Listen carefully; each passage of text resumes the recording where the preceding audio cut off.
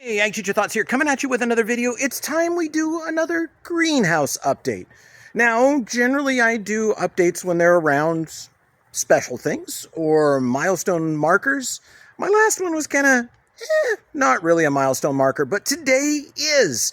In fact, I am standing right near the edge of something I've been waiting for quite a while so that we can finally make a change to our greenhouse.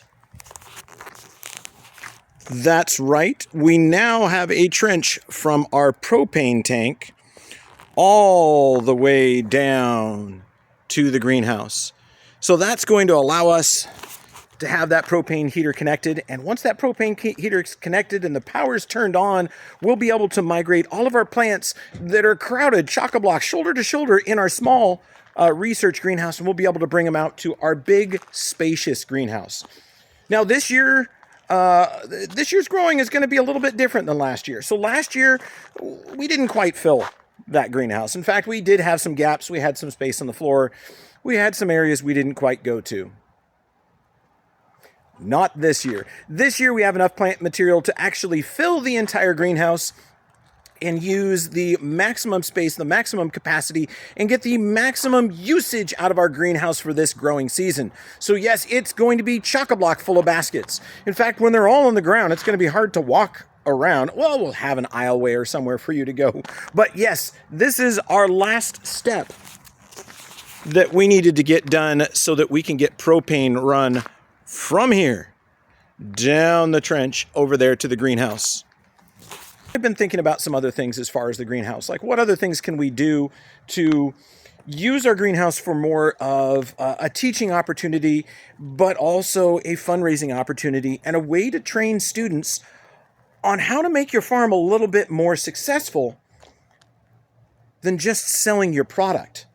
So I'm rolling something around in my mind, and I'm trying to see if there's some traction there. And I'm wondering if we need to teach some classes and some seminars here on the weekends. Because one of the things that has been lacking in our greenhouse is something that my family always did with our greenhouse. And we used to say that it was our best selling product. But here at a school, it's really hard to provide that product to people. And that product is information and education for your end consumer. So here, when I sell you a hanging basket, it's going to be near the end of May. And when I hand that to you and I take your funds and I put them in our cash box, that's the last I'm going to see you. And in fact, if you have a question, I'm very hard to get a hold of in the summer because I'm not here. But what if I could provide that information ahead of time? That information up front. What if I was able to do seminars here where you could come in, enjoy a cup of coffee, help support our program, and learn how to care for the basket that we send you out the door with. Now, we can do any number of topics. Probably one of the first ones we'll cover is hanging basket care, hanging basket design, why we put plants in the locations we do in the baskets. Then, of course, proper care and feeding. Everybody's got to have proper care and feeding. You just have to have proper care and feeding, because even if you have a small puppy, you need to feed him, and he needs to have a bowl of water. Just like your basket needs food, and your basket needs a drink. So the other thing I was thinking about is, gosh, what if we also did a seminar on how to take care of your basket during the summertime? One of the things that people often forget about is you can automate your basket watering. There's plenty of supplies at any hardware store to do that for you. But how do you put a system together? That's what I was thinking. I was like, gosh, we could do a seminar on how to build a watering system, one that'll water your baskets 4 times a day and make sure they're happy. Then the only thing you need to do is come home and 2 to 3 times a week, water them with a little bit of fertilizer. Pause that watering for a few hours and water them with a little fertilizer so they continue to be fed. But there's so much things that we could cover with that. And then the other thing is, we got to have an open house. We definitely do. Once this has got all the baskets in there and they start growing and they just start flowering, it's going to be one of those things that people are going to probably want to visit and see what the new structure looks like. Because once this is finished and we have the gas and the electricity, it's going to be much more comfortable in there. So this morning it was 18 18 degrees. But once we roll to the end of March and we get into April, at the end of a bright sunny day, it's not going to be 18 degrees in there. It might be 118 degrees in there. So we could also, once everything's up and running, have folks in to come in and take a look and see what an actual greenhouse operation looks like. Most people have probably never walked down the aisles of a commercial production greenhouse.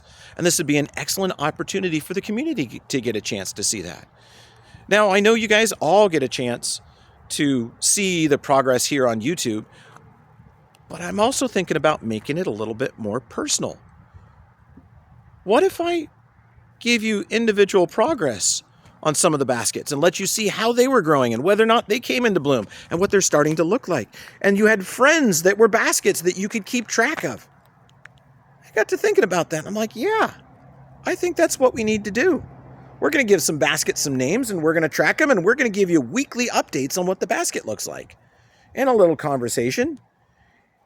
And definitely I want to get to the Q&A. I don't have as many Q&A questions asked as probably we should, but we're heading into the growing season.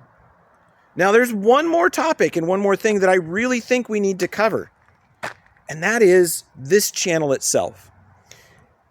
Those of you that have subscribed and followed along with our video, you've helped push us to 995 subscribers. We are only 5 subscribers away from 1,000, and I think that's pretty cool. The other thing I noticed is this video right here that I'm posting for you, as soon as I get home and edit it, it will be video 400. There are 400 videos and shorts on this channel that you can watch. There is so much information there that you're going to get the same kind of education as if you were sitting in my classroom just watching the YouTube videos. Now, if you're one of my students and you're in greenhouse class or you took it last year and you start to grow a garden this year and you forget something that we might have covered, it's going to be on the channel. So what can you do to help out? As always, like the videos, but more importantly, subscribe to the channel, because once we get past that 1,000 person mark and we can get 3,000 watch hours, there's more things that will unlock as far as other ways that you can support our program. And it really does matter, and it really does count.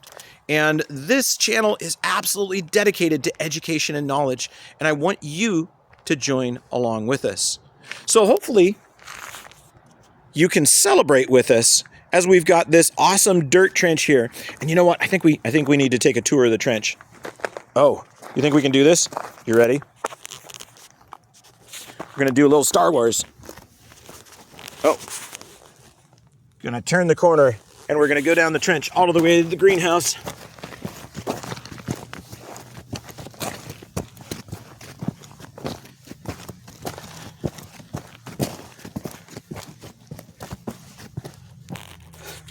There, how was that ride? Better than Disneyland, right? That's probably the first time you'll see the inside of that trench, and I assure you it will be the last time. From here on out, that trench is going to get filled with dirt after that propane line is run, and we won't see it again unless anything goes wrong. But anyway, I thank you again for watching the channel. Please subscribe. I hope you learned something. Ag Teacher Thoughts out.